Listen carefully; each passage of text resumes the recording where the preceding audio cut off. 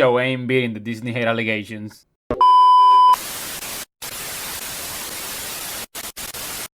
Dana Terrace is back after the series of unfortunate events that was the Owl season finale. A show that was one of my favorites Disney had ever made, rivaling Amphibia, Gargoyles, Gravity Falls, and Moon Girl and Devil Dinosaur. But as all the fans know, it got slashed by season 3, and unlike Amphibia, that was already ending, the Owl House never got the luxury of having downtime back on Earth, which really sucks. I could ramble on and on about all the episodes we could have gotten for hours, but alas, what's done is done. Dana Terrace move on, and now it's working for Glitch in a new show by the name of Knights of Guinevere. It's pronounced Guinevere. Whatever. If you're watching this, I'm gonna assume you already watched the show, so I'm gonna skip the explaining you the plot part. If you haven't watched it, just go watch it. It's like 26 minutes. What are you doing here? The overall concept itself, I didn't find that out there. It's a very classicist world where the rich and powerful live above while the poor live down. I've seen this type of concept before quite a few times. Heck, another Glitch show, Gaslight District, has a similar concept. Now that's not to say that the premise is bad. Tropes by themselves, despite what others may have you believe, are not bad. They are templates for stories, and you can either make it great or have a twist, bring something new to the table. There are always ways to make your own takes on a trope feel unique and distinct. In the case of Knights of Guinevere, it is definitely the aesthetic. We have this fairy tale-esque world with a code of science fiction. Right from the get-go, we have this beautiful stained glass with flowers that are cords and needles. The name of the show itself abbreviated to KOG or COG, like a cog in the machine. The blue blood, which means royalty, and is slowly eating away at the poor. It is not afraid to be grotesque and dark when it has to be. The environments are nice, with a lot of information about the world you can take in without needing a lore dump. It also takes its time, letting the world slowly fleshed out with no rush, which for what I've heard, people don't like how Glitch first episodes are always going at a very fast pace to get to the point. So here we go.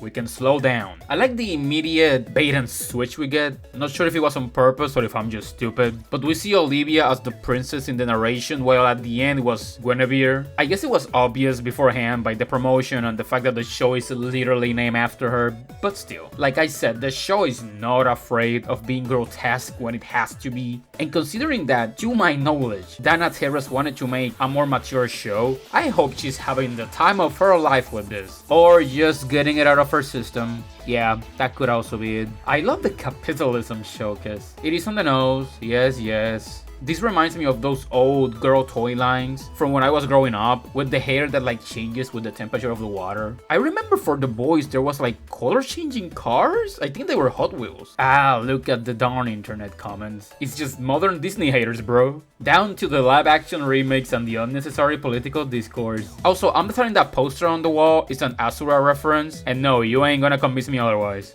I'm coping. I like that even these background jokes are world building. They even say that because of that blue substance that serves as the blood of the Guineveres, some babies were born blue, and as we see later, it seems to be toxic. But yeah, the capitalism slash jab at Disney feels very blatant. Some people might not like how on your face it is, while they also dangle their own products at you.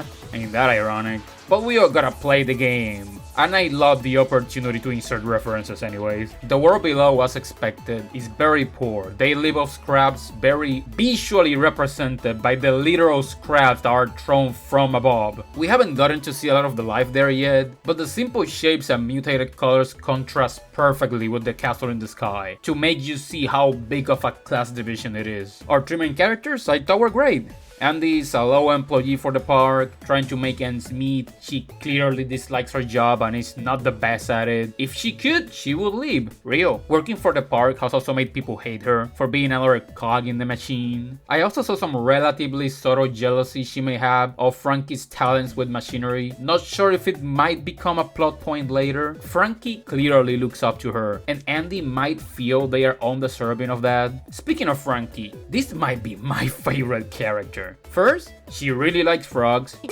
That's an immediate plus. I'm not biased. Frankie is a lot more energetic and generally positive than Andy, despite the fact she works 2 jobs and is clearly dissatisfied with her life. She is a gifted engineer and seems to have quite an imagination. There are a few points where she talks to her robot creations or perceives the world in a fantastical manner. She even talks normally to her robots, makes me wonder if it's all in her head, if she has a special ability, or just a very hyperactive imagination. Since her design does reflect that a bit, she clearly has the potential to work for the park. Makes me wonder why she isn't. I don't want to think that it was Andy's fault and that she was lying in some way. They both seem to be great friends. They have been together since childhood. They both have a shared experience of sneaking into the park to obtain a Guinevere plush and meeting the princess herself. Now, the princess is hard to describe. We know bits of her lore, but not necessarily her personality. She's a robot puppet, a cyborg with multiple bodies that have a shared consciousness and record every memory they ever had. She seems to have a main body she controls that is owned by Olivia, the current owner of the park. That little girl at the beginning that is now very old.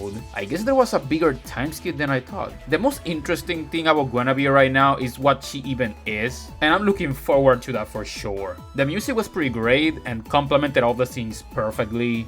The voice acting was on the spot and felt very natural. Animation-wise, very good, and the character designs were equally well made. The characters looking tired and worn out, but their personalities still shining through. Again, the aesthetic is great.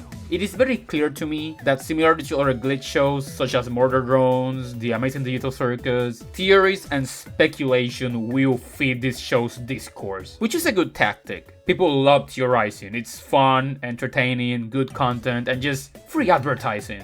I already heard theories of Guinevere being Olivia's mother and that's why she's obsessed with her. I'm not sure about that one yet, not enough information. But I think Olivia holds onto her because Guinevere has important memories stored inside. Memories of her and her mother that will outlive even herself. And there is a chance Guinevere also has a memory of a traumatic accident or just straight up an evil thing that Olivia may have done. We don't know yet. I visited their page and it was rather fun. Very well made. I did the test to see what Guinevere I am, and apparently I'm a beautiful princess. Yeah, that checks out. There was also a code you could write with the main characters' names and see some nice concept art with extra details. Good stuff. So far, I'm optimistic about the show. I'm in a weird spot of where is this story going? With both intrigue and caution, because I do feel I wasn't given enough information to properly guess, but I also really want to know more about this world. I don't think I would say I'm obsessed with it already. I feel like I need more context to make that jump. But so far, it's turning out to be a very good show, and I will be tuning in for sure. What do you, the viewer, thinks? This has been Joshua, the Media Alchemist. Have a magical rest of the day, and I'll see you all next time. Take care.